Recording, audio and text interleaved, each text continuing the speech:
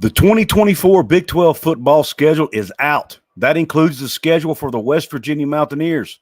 I'm going to break down that schedule. We're going to look at the games. I'm going to give you the negatives. I'm going to give you the positives and just give you my overall thoughts on this schedule for the 2024 college football season for West Virginia. Also, I'm going to be bringing on a guest a little later. We're going to talk about the new coaching hires at West Virginia, one on the offensive side of the ball, one on the defensive side of the ball. We're going to give our opinions on that. We're going to do all of that right after I give a shout out to my sponsor. Ladies and gentlemen, this episode is brought to you by Dutch Miller Automotive, where friends and family pricing means you get the best deal right up front on any new or pre-loved vehicle in stock every time. With brands like Chevrolet, Chrysler, Dodge, Jeep, Ram, Kia, Hyundai, Ford, GMC, Buick, and Subaru, the Dutch Miller Automotive family is always growing and ready to put you in the car or truck you've been searching for. Check out our inventory across West Virginia at DutchMillerAuto.com or come in today to the home of friends and family pricing, only at a Dutch Miller Automotive store near you. What is up? Come on in, make yourself at home, and welcome to another edition of Couz's Corner. Belly yourself up to the bar. Let me pour you out a shot of top shelf college football content. And this time we are doing it live, folks. Live. I haven't been on here live in, Lord, I can't remember the last time I was live. It's been a long time. I don't get a chance to do a lot of live streams. And to be quite frank with you, it's not really my favorite thing to do. And I only like to do it when I have something exciting to talk about. And I feel like that's today. We've been waiting for the 2024 football schedule to come out, especially those of us who've been suffering through this basketball season. My gosh, I can't wait to talk football. But we've got this football schedule coming out for 2024. It got leaked yesterday by 24/7 Sports. It's pretty much right on the money as to what they leaked, with one minor tweak, which I'll kind of mention here in a minute. But I'm going to talk about the schedule. I'm going to go over the negatives of the schedule, in my opinion, the positives of the schedule, in my opinion. And then I'm going to bring a guest on, and he and I are going to chat about that, and we're going to chat about the new coaching hires that Coach Brown has made to his staff. West Virginia lost a couple of assistant coaches who got, better opportunities, coordinator positions, that is, at Troy. Both of those gentlemen have been replaced. We'll talk about that a little later with my guest, James. Many of you may know James. He's Mountaineer J-Dub on Twitter. He does some writing over there at Couz'sCorner.com and has his own site called Press 50. But real quick, guys, I want to give a shout-out real quick to my 4 VIP members of this episode. I like to give VIP member shout-outs in every episode. In this one, they are Kenny Evans, Vernon Sheldon Witter, Sasquatch 304, and Browns and Beers. Thank you all for being channel members here at Couz's Corner. And by the way, those channel members, you will see if they're in the chat, they will have a badge beside their name to show they're channel members. They get first dibs on all conversations, on all chats. Another way you can get first dibs and get your chat selected is to leave a super chat. It's a way you can support my show, help me out with what I'm doing here, help me keep the lights on, as I like to say. And it's a way you can make sure your comment gets highlighted, and it'll be easier for me to see it. So let's dig into the negatives and the positives of this schedule. First, let's talk about the negatives. If you look at on paper at the teams that are picked to win the Big 12 in 2024, who are they? They're Kansas State, they're Kansas, they're Iowa State, they're Arizona, they're Utah, they're Oklahoma State. Well, guess what? West Virginia plays West Virginia plays 5 of those 6 teams. The only one they do not play is Utah. Now, there are some people out there who say West Virginia should be in the conversation for the Big 12 championship. And if that's the case, then, it's a good place to be as a West Virginia fan. But when you look at the other teams that are in that conversation, West Virginia has to play 5 of them. That's a pretty tough road to hoe, in my opinion. Now, right now, we're obviously that's in conference. Now, another negative, I guess you could call – some people may look at these as positives, but I'm looking here at how tough the schedule is. I'm looking at the negatives, means what makes this schedule tough, and then the positives are kind of what makes this an easier schedule and gives them an easier chance to win the league. But really, you can look at these either way. It's all a matter of your perspective, really. But the second negative, or what makes this a tough schedule, is 2 of the opponents on West Virginia's schedule have bye weeks prior to their game against the Mountaineers. The Baylor game is in week 12, and the UCF game is in week 13. Now, both of those are in Morgantown. However, both Baylor and UCF have bye weeks the week prior to playing West Virginia, whereas West Virginia does not. West Virginia plays games the weeks prior. So that's one area you could say West Virginia might have a slight disadvantage in those games. But, and I'll get to this later, there is one game on this schedule where West Virginia is a team with an extra week to prepare, and I'll get to that in a second. Another negative, they're only playing one of the four corner schools. As a fan, we're adding these four power conference schools to the Big 12. Colorado with Coach Prime, Utah with Coach Whittingham, Arizona State. Four quality programs, four quality schools. It's exciting to play these new schools in conference. Well, unfortunately, West Virginia only gets to play one of them, and it's not in Morgantown. So we get none of the four new schools coming to Morgantown. West Virginia does play Arizona, but it's on the road in Tucson.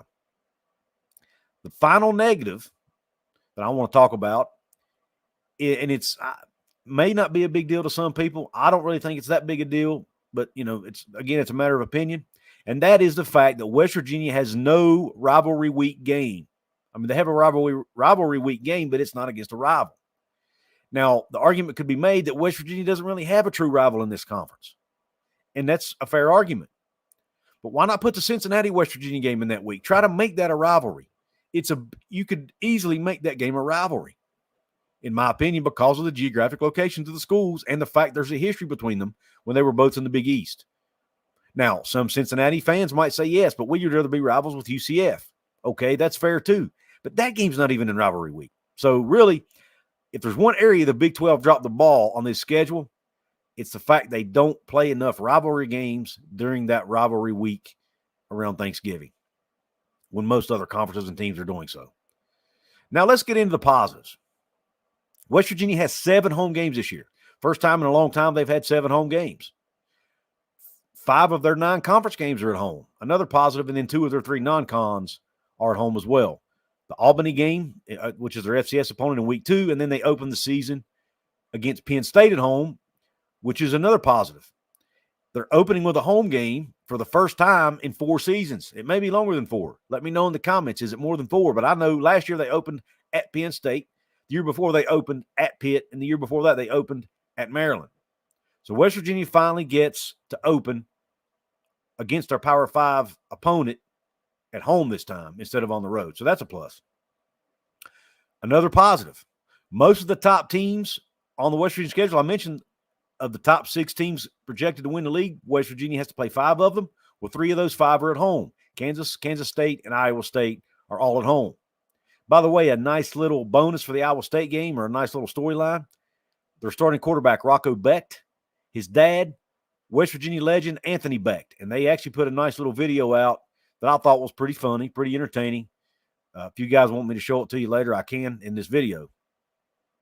2 bye weeks. West Virginia gets 2 bye weeks this year. First time, I think, since 2018 or 2019, they have 2 bye weeks. It's also the first time since 2019 West Virginia gets a true full bye week. What do I mean by that? Well, if you are off a week and then you turn around and play the next week on a Thursday night, which West Virginia's been doing the last several years, you don't really get that true full bye week because players don't get a chance to go home and visit family because they have to start practice the following Saturday for the Thursday night game. So they don't really they might get a couple of days off during the week, but they don't really get to go home and see their families, which is one of the highlights of a bye week. This year, West Virginia gets 2 bye weeks. At least one of those will be a full bye week. Now, the Cincinnati game, right now they have it listed as it could be a Thursday, Friday, or Saturday game. So they could end up getting 2 full bye weeks. We'll get to that in a minute. But their bye weeks are in week 5 before the Oklahoma State game in week 6, which is the game where West Virginia gets a bye week before their opponent doesn't. Oklahoma State has to play in week 5. West Virginia does not. So West Virginia gets an extra week to prepare for Oklahoma State, and Oklahoma State's also an away game. So it will be easier to travel coming off that bye week to Oklahoma State. So it looks like the Big 12 has tried to help West Virginia out. These teams that have to travel more, it looks like they're doing things to try to help them out a little bit and scheduling bye weeks around their long road trips. Trip to Arizona. I mentioned earlier, West Virginia plays Arizona. It's the only four-corner school they play, and it's away. The Big 12 did schedule that around the bye week. They play Arizona in week 9 out there. They have a bye week in week 10. Then they turn around and play Cincinnati in week 11. Now, like I said, the way that Cincinnati game is on the schedule, it's listed as it could be the 7th, 8th, or 9th of November, so it could be a Thursday night game a Friday night game or a Saturday game. If it's a Saturday game, they'll get a full week. If it's a Friday game, they get near a full week. If it's Thursday, they don't. But Cincinnati is the shortest road trip in conference. They can actually travel to Cincinnati by bus. That's almost a miracle. They actually get a conference game they can travel to by bus. That is awesome. So at least, even if they don't get the full bye week, it's a short road trip. They don't have to go far. So that's a plus. Another positive, their second long road trip of the year to Lubbock is the last game of the season. So when they get back to Morgantown, really early the next morning or late at night, wherever the case may be, they don't have to worry about practice the next day, or they don't have to worry about getting up early for film session the next day or whatever. They get a full day off. They don't have to worry about doing anything. And they don't have that jet lag to worry about at practice or at film session or whatever. They get a full day to recover from that. So that's a plus in my opinion. They don't have a game to worry about unless they make it to the Big 12 championship game, then they have to get ready for a game the following week. But unless they make it to the Big 12 title game, they don't have to worry about getting ready for a game after that Texas Tech game. And then the last positive, in my opinion, they're playing both Eastern time zone schools in the conference, Cincinnati and UCF. Now, even though one of those is a road game, so maybe that doesn't matter to you that much, but to me, these teams need to be playing each other every year as much as possible, and they are. UCF gets to travel to Morgantown this year, whereas Cincinnati, like I mentioned earlier, is an away game where West Virginia has to travel to Cincinnati. Real quick, I'm going to pull up. I'll get to the comment section in just a second, guys. I want to kind of go through this monologue real quick, but let me pull up the schedule here so you guys can look at it with me. All right. This is from West Virginia's website, the school website. As you see, they open the season at home against Penn State. Then they play Albany. Then they're at Pitt, which a lot of our fans are jokingly saying that's our 8th home game because West Virginia may have as many fans there as Pitt. Then they open their Big 12 slate at home against Kansas. Going to be a tough one. But West Virginia's going to have revenge on their mind. The last time Kansas came to Morgantown, Kansas beat West Virginia. So that should be a revenge game. Then they get their bye week in week 5. Then week 6, they play Oklahoma State on the road. So they do not play a Big 12. Their first Big 12 road game is after a bye week. I think that's something to look at. Then they come back home week 10 and week 11 for 2 back-to-back home games for Iowa State and Kansas State. But, boy, that's a tough slate. Look at that. They played Kansas, Oklahoma State, Iowa State, Kansas State, back-to-back-to-back-to-back. That right there will tell how this season is going to go. That slate of games right there will dictate a lot about the season. Then they have to turn around and fly to Tucson to play Arizona. Man.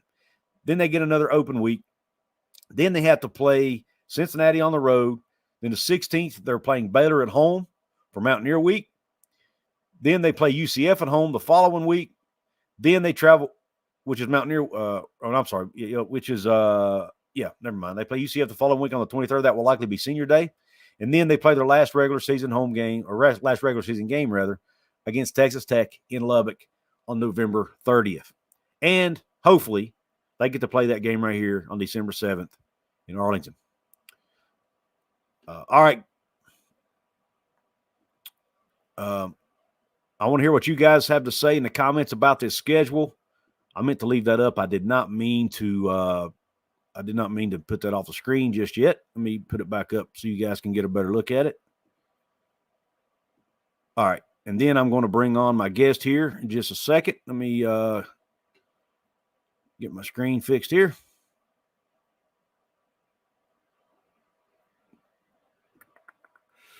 There we go. That's what I want right there.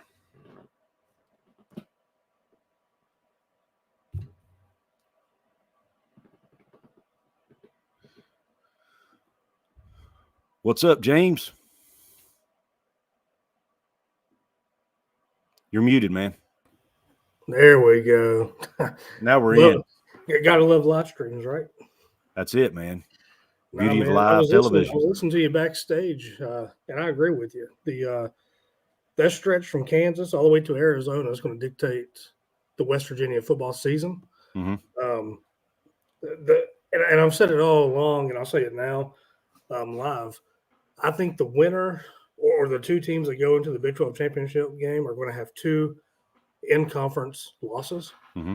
I did put out my predictions or my projections, I guess you could say, of the standings. I got West Virginia finishing third in the conference. Right now, it's way too early to tell exactly how everything's going to play out.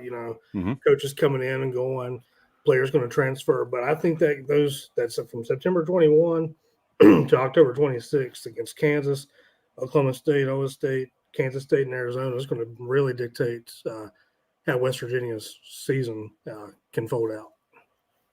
Yeah, I agree, man. That's a tough stretch of games, man. Do you think – I've seen varying opinions on social media. Do you think this is a tough schedule or an easy schedule for the Mountaineers? What are your thoughts on it? I think it's a good schedule. I think the opponents are going to be tougher than what West Virginia's faced in previous years.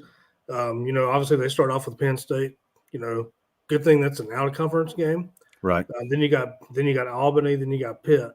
So realistically, going into the Kansas game, I know West Virginia fans are going to want the expectation to be 3-0, but realistically, we should be setting the expectation to be probably 2-1 going into Kansas. Right. I haven't really paid much attention to Kansas to see if they've lost a lot of players or anything like that, but I think Kansas is a win. Going on the road to Oklahoma State is going to be tough, but like you said earlier, Kansas, Iowa State, and Kansas State are all at home. Out of that stretch, you got Oklahoma State and Arizona that's on the road. So those three games against Kansas, the Cyclones, and Kansas State have to be wins, in my opinion. I think you can afford to drop the Oklahoma State and Arizona game, but it's all going to dictate two on tiebreakers too at the end of the year. I don't think Oklahoma State and Arizona play each other. I could be wrong on that. My eyeballs are seeing doubles on the schedules. So sorry about that. But I think if West Virginia can win 5 of those games or win all of them, I think they have a good chance of being in the Big 12 championship. Yep, I agree. But they need to hold serve at home. They've got to win, like you said, they've got to win those home games, man.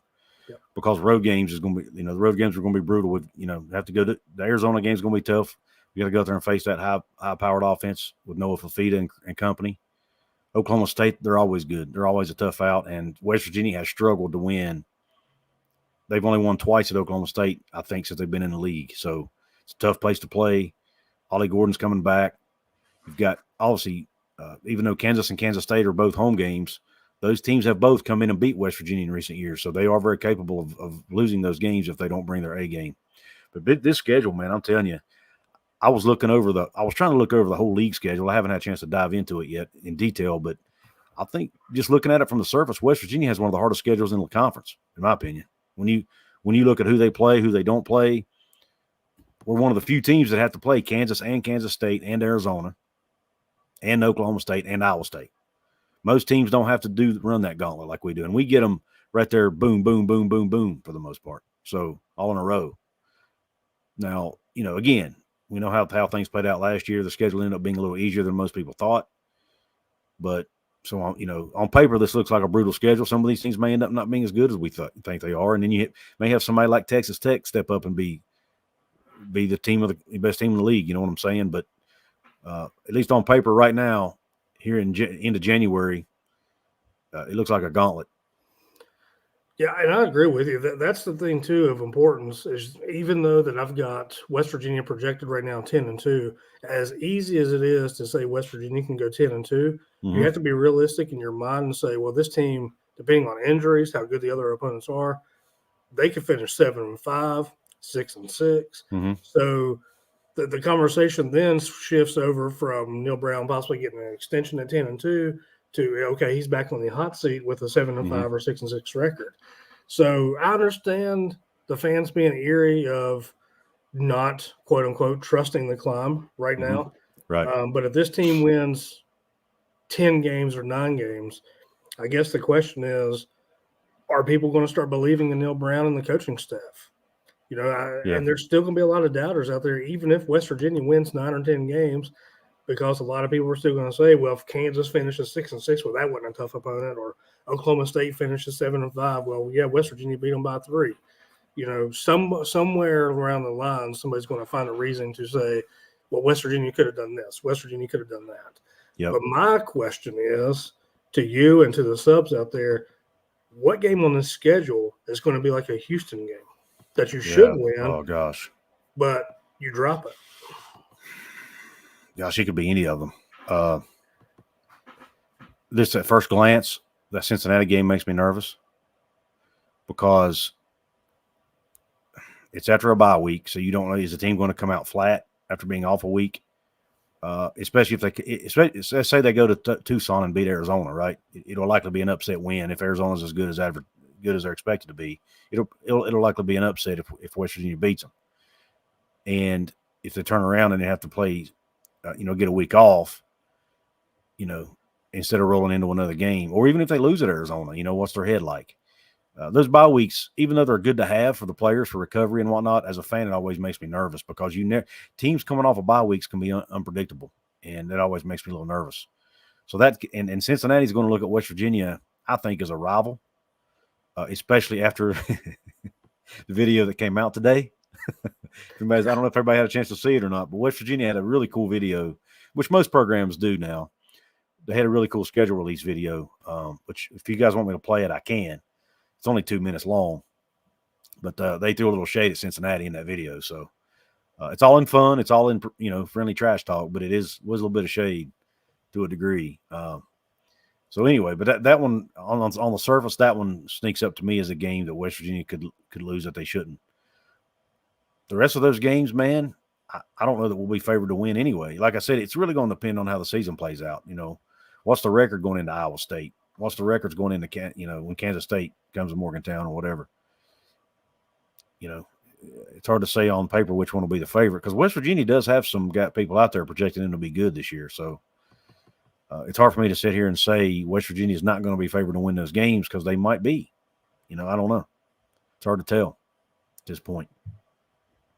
Let me address some comments here real quick. First off, I see a few people chiming in on X. If you're on X, I have started live streaming some on X on occasion too. If you are watching this on X, if you want to see all of my videos, my pre-recorded stuff, come over to my YouTube channel at Couz's Corner and subscribe there and be sure to check out my pre-recorded stuff that I've already done and stuff I'll do in the future. So let me see if what comments here that I might have missed. Got a UCF fan in the house, UC Fez. What's up, UC Fez? Got John Kelly. Browns and Beers, one of my channel members, one of the ones I gave a shout out to. He says, "Let's go, Mountaineers, Couz." What's up, Browns and Beers? Thank you for being in the house. PW Riggs, another channel member, he's in the house. Says hello. We got Kelly McCourt. We have Timothy Green. We got you, obviously. By the way, while I'm going through the comments here, tell everybody where they can find you at and where they can find your work. Yeah, of course. As you mentioned earlier, as I was in backstage, you can find me over there on Couz's Corner, dropping some baseball stuff here soon. We got a very talented team over there on the website working on some stuff. But I'll be mainly doing some baseball stuff, football recruiting, some basketball news. So obviously you can find me on Couz's Corner. You can find me at Press 50. I haven't posted a lot of stuff on there lately just because I've been trying to get some stuff out on Couz's Corner. Or you can obviously follow me on X at Mountaineer J-Dub. If you are following me, please shoot me a message or shoot me a post or whatever so I can get you back on the follow chain there. But, yeah, that's how you can interact with me and find me. So awesome. Thank you for that. And he puts out a lot of content on X. It's a really good follow, so I recommend you go follow him. And, again, his articles over on my website, couzscorner.com, and Press 50 as well. And, again, guys, if you want to make sure your comment gets seen, you can drop a super chat in the chat box, hit the $, drop a small donation, and then leave your comment. It'll highlight your comment, so I'll make sure to see it. Let's see if I got any more comments rolling in here. We've got Browns and Beer says he hopes to make it to 10 games next year. Going to be intense. I agree. I'm definitely going to try to make the Cincinnati game. Hopefully, if it's on a weeknight, it might be a little tougher, but I'm definitely going to try to make it. I'm hoping it'd be cool, really cool to go to Arizona. I'm not sure I'll make it, but it would be cool if I can. Arizona lost some players with the portal, but they also kept their key guys. Fafita stayed.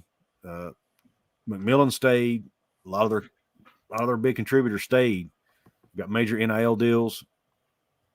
Now, here's the cool part. They're getting a lot of that to charity. I don't know how many people know that. Those guys lended a huge NIL bag for staying and donated a lot of it to charity. So that's very admirable for those guys over in Arizona, by the way. David Frame in the house. He said Brown's on the hot seat if he loses to Penn State by 28, which I predict it's going to be bad. I think it'll be closer than that, David. I think Garrett Green's going to have an absolute monster year if he stays healthy. Some people throw shade at Garrett Green, but I think if people would sit down and look really deep into the numbers on Garrett Green, you'd see he was really one of the best quarterbacks in college football last year. I know that some people might think I'm stretching there, but I think if you look into his numbers from a passing and running perspective, I think he was one of the most productive quarterbacks in all of college football last year.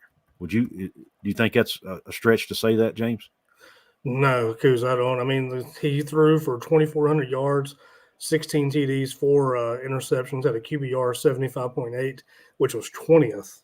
Not 20th in, a certain conference. That's 20th overall. And then that's pretty good. Then you got to look at his rushing, on the ground, how many yards he had rushing. Almost 800 for West Virginia. Yep. So I don't think it's a stretch in the imagination at all to say Garrett Green's one of the best quarterbacks, one in the nation or two in the Big 12. And I'm just going to throw it out there for people. I think Garrett Green, if healthy and has a great year, could be and should be in the Heisman conversation, especially if this West Virginia team wins 10 games. And let's just throw it out there, 11 games. Mm-hmm. Now, back to that comment that said the Penn State's going to win by 28. I disagree. I think West Virginia's going to win that game 21-20. Awesome. I love the pick. I love the confidence, man. Mouth of the Mountains here. He thinks Jaden Bray is going to give West Virginia an edge. That's a name a lot. I know I'm guilty of focusing on the defensive transfers we've gotten because that's where we needed the most help at. But Jaden Bray's a name that kind of gets overlooked, in my opinion, especially I know I've overlooked him a little bit.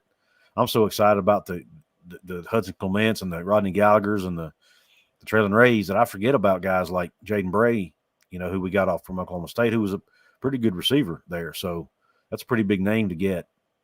I don't necessarily think he'll come in and be our top guy, but I do think if he can have if he can catch 25, 30 balls, kind of like Devin Carter did, that'd be big for this team, in my opinion. He had 2 touchdowns last year. You know who they were against? Us. West Virginia. Yeah, I remember reading about that, I think. Yep. I knew he had a big day again. Him and, with that, and, of course, Ollie Gordon ran all over us. But they were the 2 really key players in that game for them. I had a comment here from a channel. Andrew Smith, another channel member. He says, "What's up, guys? Looks like the schedule looks pretty good." Yeah, it's a good schedule, Andrew. I'm a little disappointed we didn't get, to play some of these. I'd love to see Colorado or Utah, somebody like that, come into Morgantown. Not going to get to see that for a few more years, unfortunately, but we do have some really good games on going on in Morgantown, Kansas State, Iowa State, UCF, KJ Jefferson, and UCF coming to town. They're. Let me ask you this. That brought up this question: who do you think is the dark horse to win the Big 12 this year? A team that nobody's mentioned as a possible. There's so many good teams in this league. And I'm just going to throw it out there, and there's going to be a lot of hatred for it. But I think Colorado is going to make some noise in the Big 12. Yeah. I think Colorado, having a disappointing year in the Pac-12 the way that it ended, I think Primetime and the Colorado Buffaloes are going to have a very big chip on their shoulder. I think we're going to see the same confidence and cocky team that we've seen last year. I don't think that's ever going to change. But I think they're going to make some noise in the Big 12, and I think they could be a force that nobody's talking about. And even though West Virginia may not see them for another 2-3 years on the schedule, if West Virginia does good, and they could potentially see each other in the Big 12 championship game. And you're talking about TV ratings that would be a good game to watch. Oh, yeah, absolutely. I was hoping Colorado would get to come to Morgantown in year 1, but because there's no guarantee Coach Prime won't be there, long term. Colorado fans seem to think he will, but I'm not as confident. But let's see. Conundrum says we got to beat Utah to win the conference. Possibly. Utah's going to be a tough out. I mean, Kyle Whittingham's a great football coach. Cam Rising's coming back. He's going to be about 32 years old. with a lot of experience. No, he is. I think he'll be in his 7th year, so he will be probably about 24, 25 years old. But hey, hats off to him, man. If he's going, if he can make money and get another degree, why not? Hats off to him. My dark horse, and the reason I brought it up is because I mentioned KJ Jefferson and UCF. I think UCF has a shot if they can get things fixed in the trenches, because that's really where they struggled last year was in the trenches. They were not ready for Big 12 competition, in my opinion, up front. If they get that fixed with the skill talent they've got, oh my gosh, man, they could be unstoppable, especially on the offensive side. Now their defense might still, I don't know a whole lot about their defense and what they have coming back over there, but if there's a UCF fan watching live, you can let me know in the comments, or even if you're not live, let me know in the comments. But if they fix their defense and get things fixed up front, they're going to be tough to beat. What do you think about UCF? I'm not going to disagree with you. I think UCF, KJ Jefferson, I think is one of the most underrated quarterbacks inside the Big 12. Coming from Arkansas. Mm-hmm. In the SEC, mind you, he had 2,100 passing yards, 19 TDs, and 8 interceptions. I mean, even though he played in a not so much of a passing offense, to still throw up almost 20 touchdowns against SEC teams is pretty impressive. Mm-hmm. So I would not be surprised at all if that November 23rd game in Morgantown possibly has Big 12 implications for a championship. Interesting. Very well could. David Frame says, I do not like Neal Brown as a coach. Great guy, but if he beats Penn State, then he gets a 2-year contract for sure. And that's been a lot of talk about Neal Brown's contract. I think his contract runs through 2026, and I know usually for recruiting purposes, those guys don't like to, you don't want to go into a year with only a year or two left on your contract. So a lot of people are wondering, will they extend Neal in the offseason? Will they wait a year? Whatever. Personally, I think they'll wait one more season, see how 2024 goes, and then if he has another good season, wins 8 games or more. This is me trying to put myself in Aaron Baker's shoes here. I think if he wins 8 games or more, he gets an extension. What do you think about that? I agree. I think even if West Virginia wins 9 or 10 games this year, I think they probably already had that discussion. I would say they probably have already had a discussion of, okay, if you have a good season this year, we're going to look at it into what's going on next year. I think if he wins 9 or 10 games this year, he's obviously off the hot seat, goes into next year, wins 8 or 9 games. I think he gets that extension. I don't know what that extension would look like. Obviously, it would go past 2026, maybe a 2-3 year extension. I'm a big believer in not giving lifelong extensions like 6+ years. Right. Just due to the fact that, okay, the coach can leave and then you got a bigger buyout you got to do, whatever. So, or if the coach gets fired, you get the bigger buyout.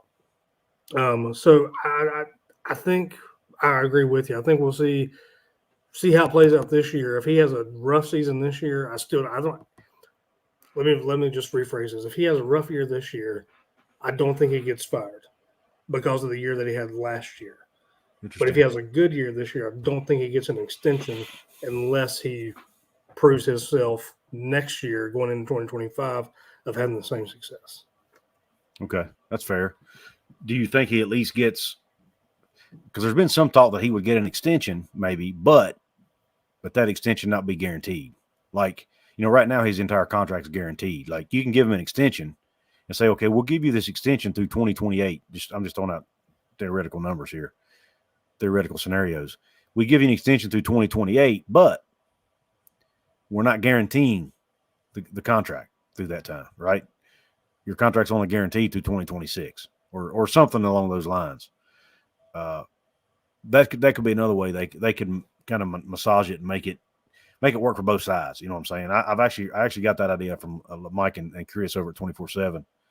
I heard them talking about that same thing, and I hadn't ever really thought about that. But that's one way you may do it, to where he doesn't go into the recruiting season as a quote unquote lame duck coach, but at the same time, the university's not giving him a guaranteed deal for 3 to 4 more years.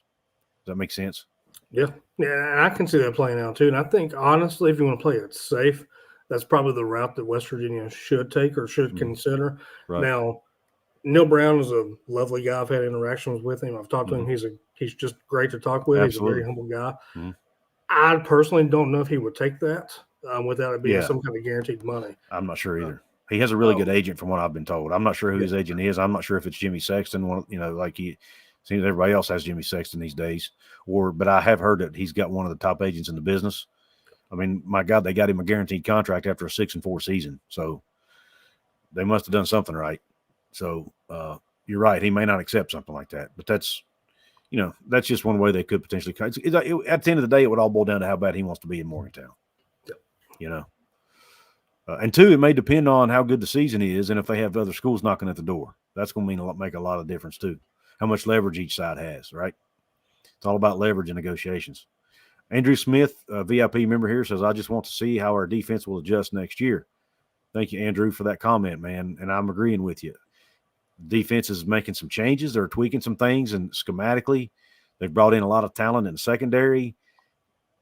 But Montre Miller, guys, let's not forget about him in that secondary. He's going to be back. He was out all season last year with an injury. Everything I'm hearing, and he'll be back. They're not worried about his waiver. Now, we've heard that before, but he should get his waiver approved, and I think that guy's can be. I think he might be. I'm not saying he'll be as productive as Benny Bishop, but I think he has the potential to be, on that, close to that level anyway. Mouth of the Mountain said we won't have to play Shador. That's good. Luke Bart in the house, another VIP member. Thank you, Luke. Cole D in the house. Thank you, Cole. Everybody please hit the like button. And guys, even if you're watching this back on the replay, the like button really helps the algorithms, helps my channel grow, helps pump my videos out to more people. It basically shows YouTube that people like it and will cause YouTube to recommend it to more people who may not be familiar with the channel. So that's kind of how it works. And comments do the same thing. So please interact, like, comment, subscribe, share it. Again, guys, for those of you who may just be popping on, we're here with James. Goes by Mountaineer J-Dub on X.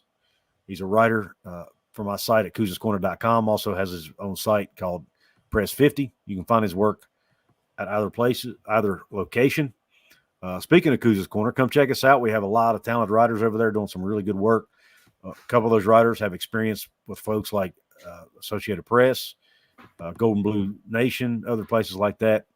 So, go check them out. Along with James's work and a little bit of work I've done over there as well. James, let's switch gears a minute, man, if you don't care. Let's talk about West Virginia just made a couple coaching changes on their staff. Obviously, Dante Wright left, went to become the defensive coordinator at Troy, quarterback coach, and he was coaching safeties. And quarterback coach Sean Reagan left to be the offensive coordinator at Troy. So the additions they brought in were a little different. They, instead of bringing in a safety coach, they decided to bring in Victor Cabral. I'm not sure how you pronounce his name, but they brought him in. He was they brought him in as an outside linebackers coach after being the D-line coach at Appalachian State and Georgia Southern. And I guess they're going to I don't know that they've totally told us exactly what their plan is, but it looks like they're going to let Shadon Brown handle the secondary pretty much, across the board, safeties and corners, maybe a little bit of help from Jordan Leslie, maybe a GA to help, whatever. And then let's talk about that one first. What do you think about that move? I liked it. I think it's a good move. I think it's going to help defensively and schematically for West Virginia. It's like somebody said in the comments, I want to see how the defense does this year. And with the new coach coming in, I think we're going to have a lot of good things coming up on the defensive side of the ball. I see the TJ Crandall should be a good pickup. Yep. Yeah, I agree. TJ Crandall is probably one of the most underrated players in the portal, and to snag him from, I think it was UCLA at the time, and the portal out. Well, he was wanting to go to UCLA, and West Virginia made that move late. To get him out of the portal is huge. I think he's going to be a great addition to the secondary for West Virginia. Yeah, agreed. I liked it as well because when you look back at his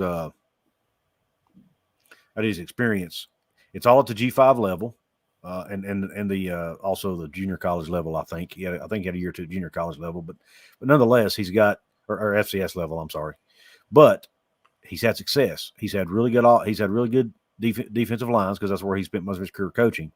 But even more importantly, his guys get pressure on the quarterback. And that's the one thing this defense has really been lacking, really ever since Coach Brown and his staff have been here.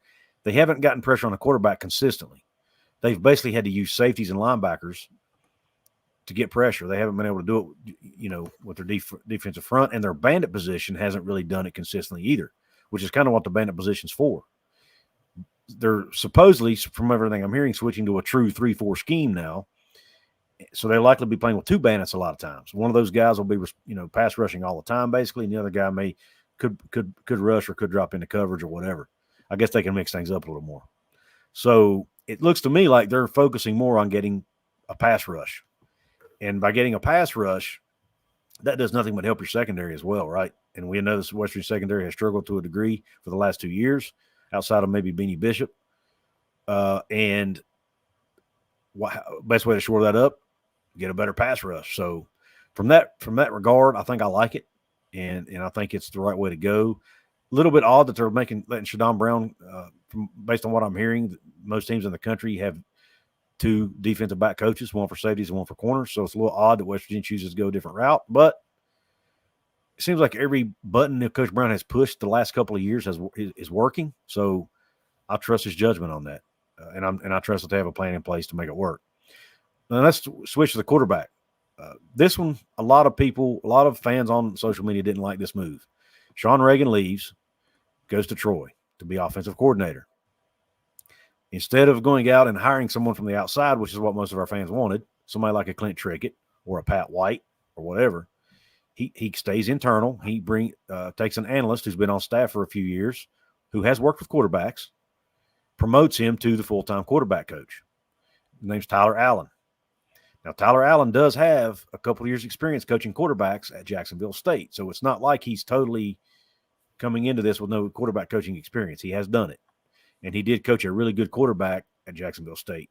His name is leaving me off the top of my head, but I think he was an all-conference player at Jacksonville State, so he has coached talented quarterbacks, but not at this level. What did you think about that move? Do you like that move, or would you have preferred them go outside and get someone else? Personally, I'll never throw shade at what Neal Brown does, because whatever Neal Brown does, it's obviously going to be for the betterment of the program. Mm-hmm. But the fan inside of me wanted Pat White to at least be a top of the conversation, to get a phone call. I think that would have been the most viable option, in my opinion, to at least give him a call. Now, but we don't know what goes on behind those closed doors. That conversation could have happened. We don't know. But to go on the inside instead of going on the outside, other than a Pat White, I think it's an okay move. We'll obviously see how it plays out throughout the season. See if the chemistry is still there. See if Garrett Green struggles, how he does. Because as far as I know, unless anything changes, Garrett Green's the starting quarterback for West Virginia. So I don't think a QB coaching change is going to affect that. I do want to see the QB coach work with Garrett Green. I'm not trying to be funny or anything, but on the short passes, especially screens, instead of throwing a bullet, how to lob a pass, how to soft toss a pass. Because there was a couple games last year, this past season, that West Virginia had, instead of settling for a field goal or no points at all, if Garrett Green doesn't throw a bullet pass or whatever and gets the ball in there to a Jaheim White or those guys, we could have probably moved the chains and had more chances to win some other ball games. But I think the QB coach has to be patient with what's going on, but also be proficient and steady in his coaching ability with Garrett Green and the other quarterbacks. Mm-hmm. Agreed. And I saw a comment up here. Did they promote him because him and Nico have a good relationship? And that actually, Zach, segues into what I wanted to talk about and why I actually don't mind the hire. Yes, I get the attraction, the excitement, the around hiring somebody like a Pat White. I get that. But if you look at Sean Reagan recruited the quarterbacks, or helped recruit at least the quarterbacks that are on campus right now. Nico, Garrett, Khalil Wilkins, all of them. Well, I don't think Khalil's on campus yet, but everybody gets my point. He's got relationships with all these guys, right?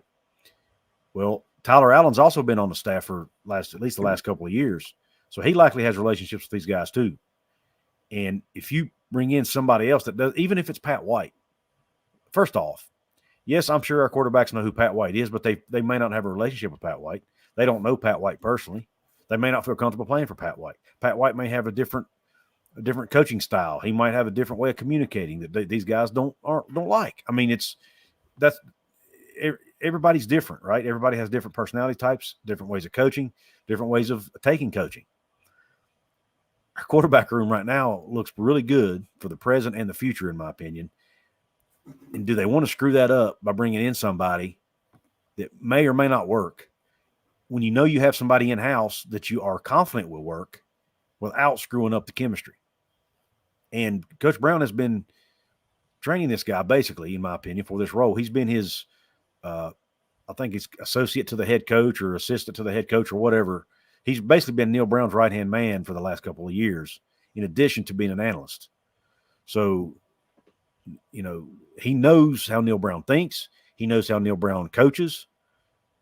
And it keeps that continuity. Having continuity on a coaching staff is really important, in my opinion, as much as you can in today's game.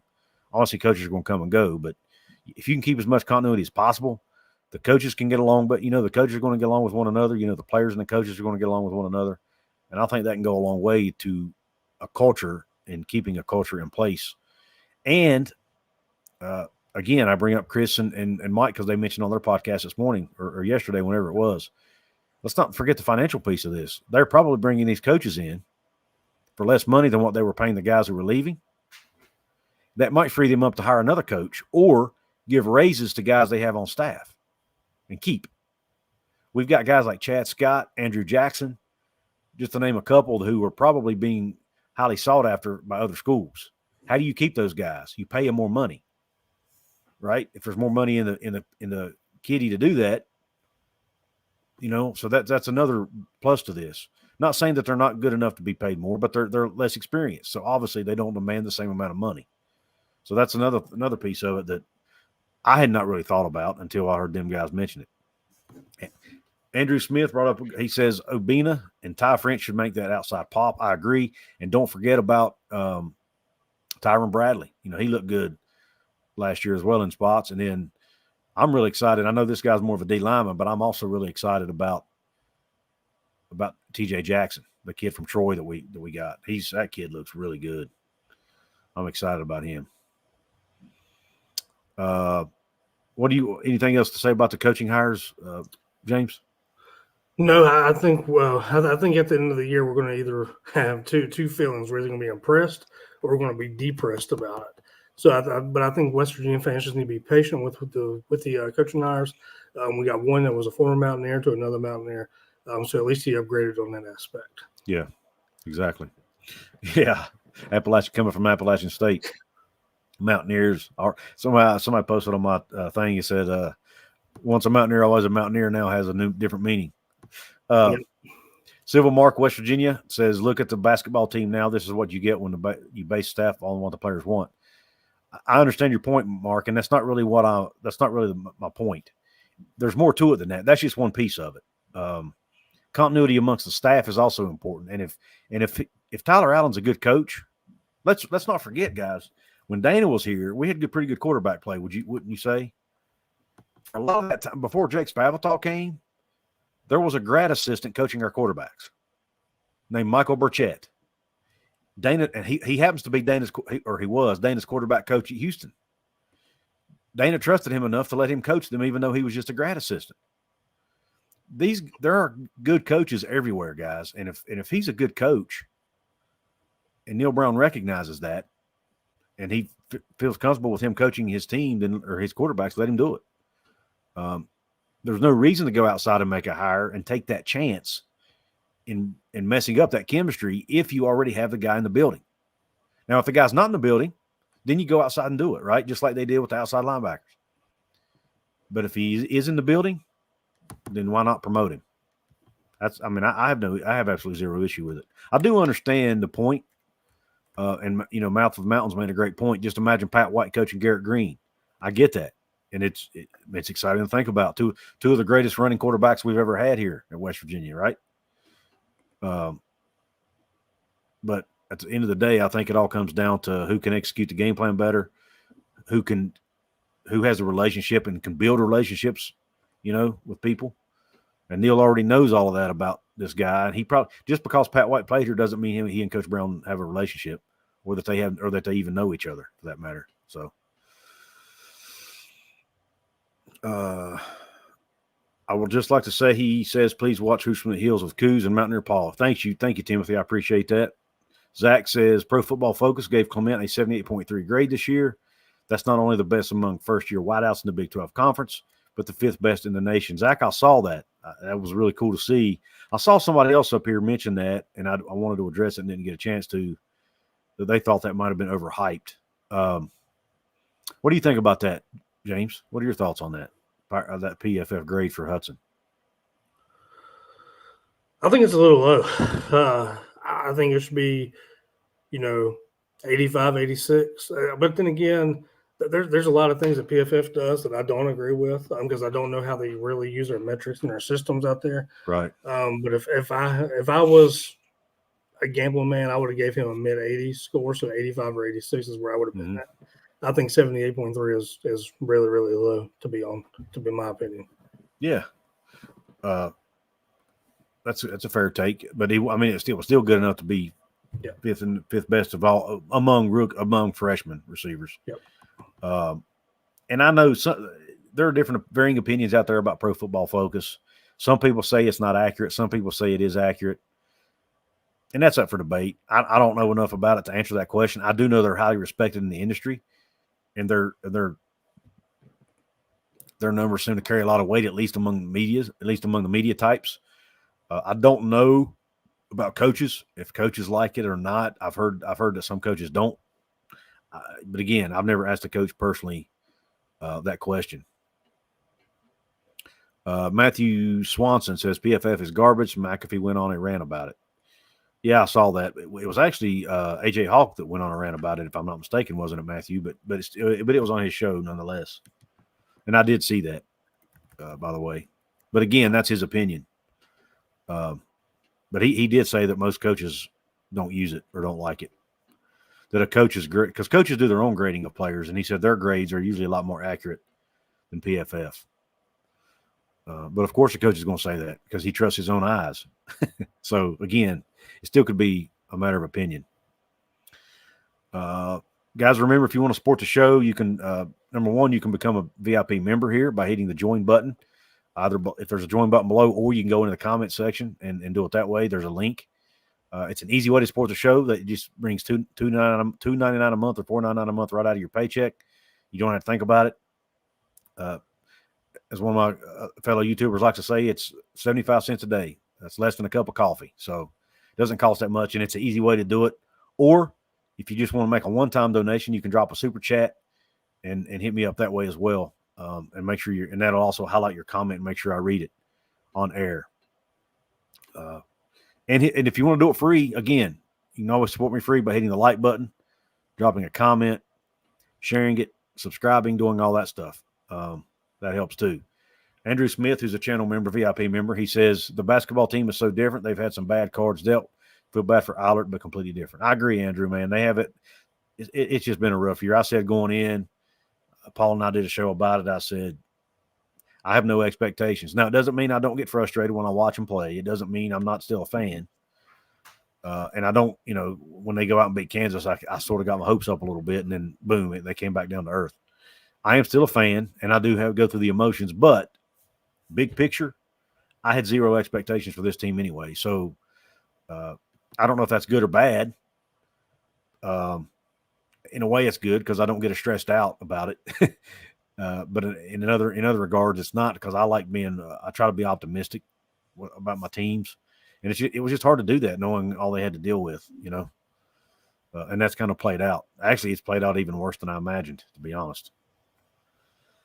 Browns and Beers, he says, I secretly own PFF and make up stats that favor my favorite teams. Look up Myles Garrett versus TJ Watt discourse for some real toxicity. Thank you for that comment, Browns and Beers. I have to go check that out. Matthew Swanson says it'll be exciting to get a new basketball coach and start a new chapter. I'm assuming he's talking about basketball. Yeah, I foresee that's probably coming down the pipe. Real quick, James, I'm going to get off of here in a second, but I want to get your quick thoughts on the basketball team before we jump off of here. Man, the women's team is great. They are, aren't they? You know, you can't judge or dictate this basketball program this year. And I know it's hard as fans and us as media people to not do that. But, you know, when the DUI happened and things happened, obviously West Virginia was given a bad hand at that point in time, especially with the Raekwon Battle situation, with the Noah situation, with Kurt Chris's situation. Yeah. A lot of things that weren't in West Virginia's control seem somehow affected West Virginia. And I've said it all along that this team was together at the beginning of the year. This team would be, you know, probably in the top 25 in the country. And obviously on pace to make it to the NCAA tournament. Now the season's a wash. You go back to the drawing board. The question is, not for this show, but later on down the road, is who's going to be the new head coach for West Virginia? Right. Because obviously Josh Eiler won't be the head coach. And the question is, will any of those guys that are on the sideline, will they be on the coaching staff at all for West Virginia in 2024 going into 2025? Yeah.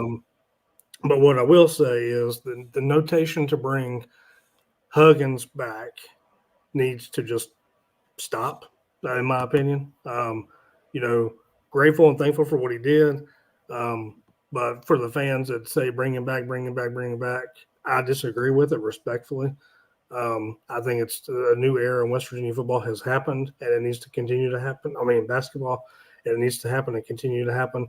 But I fully expect Rim Baker and the athletic department to make a splash hire in the basketball program, just like they did with the women's. Yep. Agreed. I trust him, man. He's knocked it out of the park. But if you look back through his career, and I've said this many a time on this show and Paul's too, and with Paul too, I think Rim Baker has hit home runs almost every time he's ever hired a basketball coach throughout his career. Just look back at his career. I know a lot of it's been at the lower level, but that doesn't mean he's not hiring good coaches. Most of those coaches he's hired at lower level are now coaching at higher levels. Grant McCasland is an example of that at Texas Tech. If I'm not, I have to go back and verify this, but I think Rim Baker may have hired Grant McCasland, or at least I know Grant McCasland worked for him at one of his previous stops. So the guy's now, Texas Tech is now leading the Big 12 conference, best conference in America, and in his first season as our coach. So that's it. And look what he's done with the women's basketball team with Mark Kellogg. There's two examples. The guy who's won multiple national championships at the D3 level or D2 level, I can't think of his name off the top of my head. You know who I'm talking about, James. He hired him. So I mean, the dude's hit a home run everywhere he's been with coaching hires in basketball, especially. He hasn't had to do a lot for football yet, but I trust him. I think he knows enough about sports. He knows enough about athletics. He knows about the type of people that can win at that level. So I trust him. Whatever decision he makes, I'm going to trust it. Yep. Like I told somebody, I don't think Huggins should come back either. But if he went out and decided to hire him back, I'd be okay with it. I'd accept it because I trust him. Ben McCollum, yes, thank you, Matthew. That's the coach I was trying to think of. Thank you. One more couple quick comments about football, and then we're going to call it a show here. Did have somebody shout you out, so you were a great guest, by the way. Don't know if you saw that. Browns and Beers did say he was still enjoying the basketball season for what it is. Hope we can at least keep some of the pieces from this season. Impossible situation for Allard. Hope he can get a MAC level job after this. Here's my prediction for 2024 football. If Garrett, I don't know what BDE means, but it went over my head. It's not YouTube appropriate. It's okay. And the Mighty Mountaineers can beat PSU. They will win 10 regular season games and go to the playoffs with strength of schedule we in. I love the optimism. If we lose the 2 PSU 9+ wins, possibly 10 with a good bowl. I got a Nighttime in here. He's a loyal listener. He says, can't wait for the UCF West Virginia game. I'm hopeful to make it up. Well, Nighttime, if you make it up, man, I will try my best. I don't know for sure if I'll be there yet. I never know this far in advance, but I definitely, if I'm there and you come, try to look me up. Kenny made it in just in time, Kenny. Thanks for hopping on, brother. Well, guys, again, go check James's workout over at my website, couzescorner.com. He's written some articles. He's going to be doing a lot of stuff with baseball coming up. He also does some work over at his own site called Press 50. And you can find him on X at Mountaineer JW. Let me put that up one more time. Interact with him over there. He puts out a lot of great stuff over there. So go find him, look him up. Don't forget, speaking of my website, couzescorner.com, it's scrolling along the bottom of the screen. You can, guys, if you want to sign up for my email, you can get my email notifications every morning. All you have to do is go down to the bottom of my go to my webpage, homepage, scroll down to the bottom, put in your name, your email, and click the box that says sign up for the I don't know, it says sign up for the reminders or daily emails or whatever. Basically get you on the email list. Check that box and you'll get an email every day, and any new articles that have been written, you will get them emailed right to your inbox. So whether it be from James, myself, or any of the other writers we have over there. But thank you all for hopping on here. Like I said, it's the first live stream I've done in forever. I almost forgot how to do it. It's been so long. But we thank everybody for your support. And James, thank you for hopping on here with me, man. It's always a lot more pleasant when I have somebody on here to chat with, man. Thank you. Appreciate it. Thanks, Couz. Absolutely. Thanks, everybody. And if you're watching on X, come subscribe to me on YouTube. We're out. Q Country Roads. Can't forget that.